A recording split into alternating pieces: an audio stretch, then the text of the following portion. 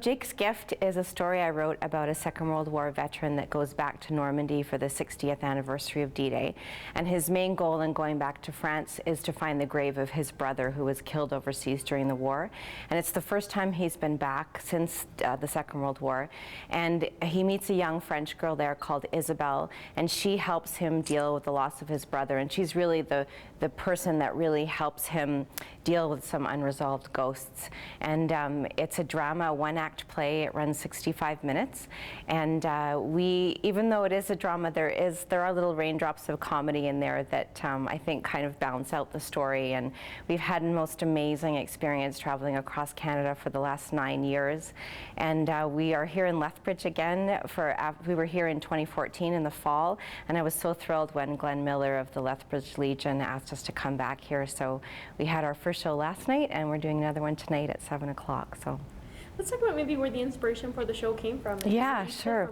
Yeah, so the inspiration for writing Jake's Gift, there's a lot of different ways that it came out. Sorry, I'll start over again. So the inspiration for writing Jake's Gift came from a few different avenues. Initially, I had done a workshop that was about creating characters, and I was working with a mask that looked like an old man, and my job was to write a story about who I thought that character was. And so I started to write this story about these three veterans, or three brothers from the prairies.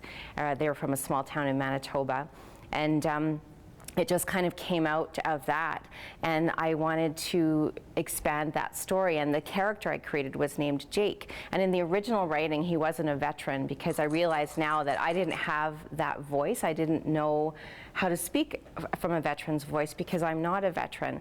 And about a year after that experience, I was watching the National one night, and Peter Mansbridge mentioned there was going to be this 60th anniversary ceremony in Normandy, and I just had this feeling like that's where the rest of the story was. And I had told my partner Dirk, who eventually became the director of Jake's Gift, that I feel like that's where the rest of the story is. So I went there for a week in 2004 for the 60th anniversary, and I interviewed as many veterans as I could, and as many local French people and visiting Canadians. And so the story is a combination of all of those experiences kind of meshed into one 65-minute tale.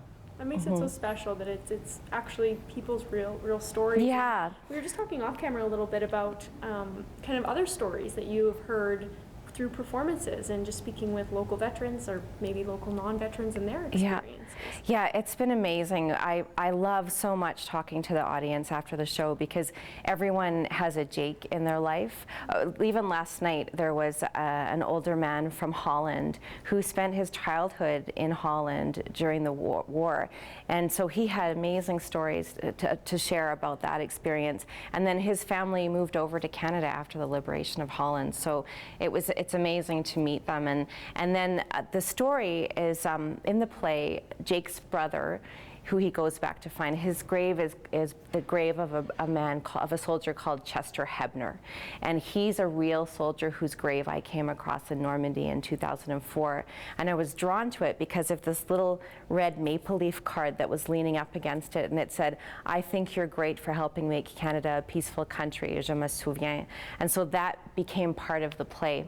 And about 5 or 6 years ago, I managed to track down the family, and it was an incredible experience to meet the Hebner family. And they all are in Alberta now. They grew up in Grandview, Manitoba, but they all moved to Calgary years ago now. And so Alice Phelps is the only living sibling of that generation of Hebners, and so she was able to tell me a little bit about Chester, and Clifford was another brother who was killed overseas. And it was amazing to meet her, and because I never thought in a million years that I would meet the family.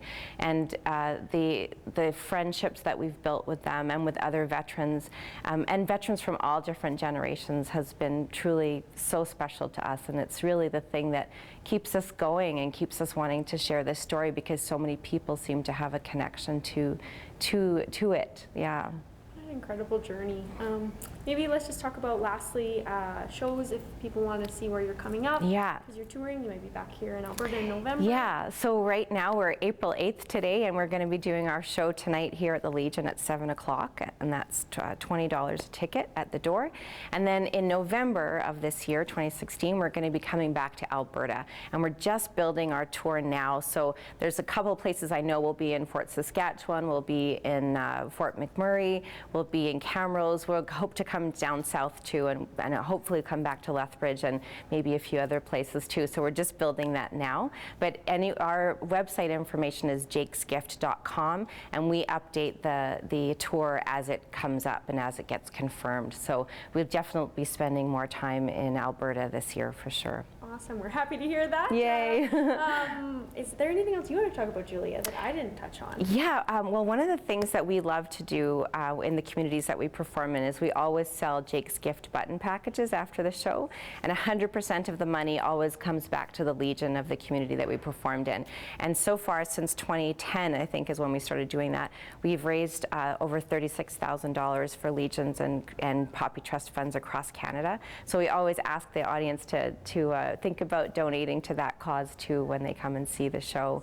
But mostly I just feel so lucky that we've performed in over 200 communities across Canada now, and next year, 2017, will be our 10th anniversary, and so we're working on building a big cross-country tour again, and then we hope to get back to Normandy for 2017. And actually, that's something I wanted to tell you about too. So I learned to play in French a couple of years ago, which was challenging, but it was an amazing experience. I grew up in Quebec, so I had a good ear for French, and my French, I'm not bilingual, but I'm intermediate. So it was an amazing experience to go back to Normandy 10 years later in 2014 for the 70th anniversary of D-Day. And while we were there, some friends that we had met there who were local French people that live in the Juno Beach area, they happened to find a venue for us. And so in this last minute organizing of things, we got to do the play in French twice in a venue right on Juno Beach in the exact area I talk about in the play. So that was an amazing experience to go back to France and to share that story with a lot of people there were people there that had grown up as children during the war, and so the story very much touches on that. The play touches on that idea of this family and the little girl, her grandmother was a child during the war, and so you learn about their family history, and so a lot of the people we met at the show in Normandy had that similar story, so it was amazing synchronicity to have that. Yeah, and the other thing I wanted to tell you about for Chester, so in the play, I make him a musician. And when I met Alice, his sister, she didn't know anything about the play. All she knew was that this gal had come across her brother's grave in Normandy and had been inspired to write this play. And so she starts telling me about her brother, Chet, the musician. And my partner Dirk and I just almost fell off our chairs. I couldn't believe it. And I said, Alice, did you just say that Chester was a musician? Because I make him a musician in the play, but I had no idea that he was a musician. And in our play, he's a trumpet player, and in real life, he was a fiddler. And he used to play in the dance halls, and we talk about that in the play. And so I told her this, and then she said, well, isn't that curious? And so it was pretty amazing. And the other unbelievable thing that's happened is when we went back in 2012 to Manitoba to tour, we went to the boys' hometown, which was Grandview, Manitoba, and we found their names on the cenotaph, and we did the play there on November 10th, 2012, and it was for their veterans dinner. And the little girl in the play, her name is Isabel, and that name just kind of popped into my head. I don't know why I called her Isabel, I just did. And when after the play, I was meeting all these people who knew the family from years ago, and this one couple in particular, brother and sister, came up to me and she said, you're not going to believe this, but I have to tell you this story. She said, we didn't know Chester very well because he was so much older than us, and we used to be friends with his younger brother, but he would always come by the house before the war because he used to date our aunt before the war, and her name was Isabel. So it was just like this unbelievable little synchronicity of things, and just there are other amazing stories like that, which I hope to eventually publish. The play was published about 3 years ago, 3 years ago this November, and we're hoping to do another edition that has all those stories that have happened to us over the last 9 years of touring now. So.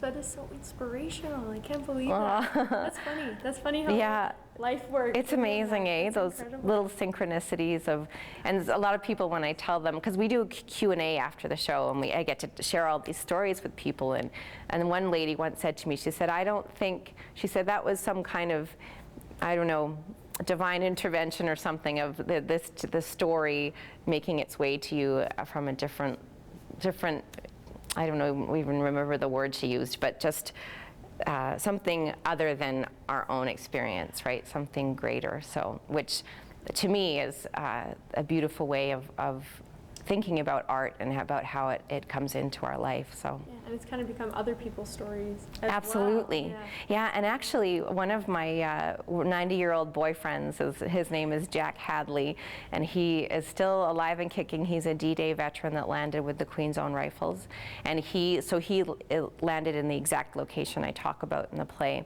And his brother's name was Jack. No, he's Jack. His brother's name was George, and George was killed about 2 or 3 weeks after D-Day. But he was going back to Normandy for the 40th anniversary of D-Day, and he met these 2 young French girls who are his Isabels in his real life, that they became friends and still keep in touch all these years later. And so when he came to see this show about probably 4 years ago now, I met him in Toronto, and he said, have you been following me? Because the story was so similar to his own experience. So it was pretty amazing it's been such a joy to me to get to meet those guys and to hear their stories, and you know, a lot of them are in their mid-90s now, and some of them are still going strong, and it's been lovely to keep in touch with them, and yeah, it's been wonderful. Yeah, a great conduit to hear their experiences. Yeah, and to also, it was really important to me to know, I'm always so nervous when there's veterans in the audience of any generation, especially the Second World War, because it's the story I'm telling is their specific story. So I'm initially, when I was telling the story, I was like, oh, you want to get that voice right, you want to make sure, and so I've gotten some great affirmations from veterans from all different generations. So there's an amazing story behind this painting. This is a print of an original painting called Fallen Hero, and it was commissioned by the founder of the Canadian Fallen Heroes Foundation, whose name is Mark Norman. He's a veteran, and in this amazing synchronicity, he happens to live in this small town of Wells, BC, which is where we live, and there's only about 250 people there. And before I met Mark, people would say to me, have you ever seen that painting in Mark's office? And they would say to Mark, have you ever seen Jake's Gift? And neither of us had met. And so these 2 images, or the play and this image, were created completely separately from one another. But this print, the image in this print is a scene that happens in the play. And so I learned from Mark, when we finally met in 2011, he came to see Jake's Gift, and he donated this, he gave this as a gift to us, this print. And then afterwards we went and chatted with him, we had coffee, and he said, would you do the Canadian Fallen Heroes Foundation a favor? Would you please donate this to every community that you perform in at the Legion in the community? And I said, of course, we'd love to do that. And so in 2014, when we were here in Lethbridge, Glenn Miller came to represent Branch 4, and we donated this print to Branch 4 and on behalf of the Canadian Fallen Heroes Foundation. And so we also, the foundation is amazing. What they do is they create a memorial. Their goal is to create a memorial plaque for every Canadian soldier killed in the line of duty from the Boer War to Afghanistan. And there's over 118,000 people who were killed during the war, soldiers, Canadian soldiers. And so Mark wants to create a memorial plaque for every single one of them, and he's accomplished, I think, 22,000. And they're beautiful personal plaques that have the name and the history of the person, regardless of what campaign they were involved in. And it has a photograph of them and tells you a little bit about their service to Canada and how they were killed and what they gave to their in their service, but also what they did in their everyday life as well. And so it's been such an honor to donate this to Legions on behalf of the Canadian Fallen Heroes Foundation. And they also sell this print to raise money to do that work. And so this print sells for $100, and we sell it after the show, and people can purchase it. And so it will go to a great foundation that does an amazing job at remembering the sacrifices that our Canadian military personnel have given us over the last 100 years. Wow, that's incredible work they're doing, and that's crazy how like the synchronicity. Yeah, it is amazing, and the amazing thing, like the image was put together by 3 photographs that Mark found, and the veteran in this painting was a veteran who happened to be a D-Day veteran at the 60th anniversary ceremony in Ottawa. And then the little girl is the daughter of an RCMP officer, and this picture was taken of her. She's 4 years old in the painting. A picture was taken of her at her father's funeral. He was an RCMP officer killed in the line of duty. And then this cemetery is a Canadian military cemetery in Holland. And so Mark just had this image come to him, and he asked a beautiful and very talented artist by the name of Stephen Robertson, who lives in Souk, BC, and he painted this for Mark, and he's currently working on a second piece for Mark that's reflective of the First World War. So because they're doing lots of work specifically with the 100th anniversary coming up, so of many of the First World battles, so he's doing a lot of work with the foundation for that. We'll have to see what the future is for the foundation. Yeah, and it's CanadianFallenHeroes.com is their website. So.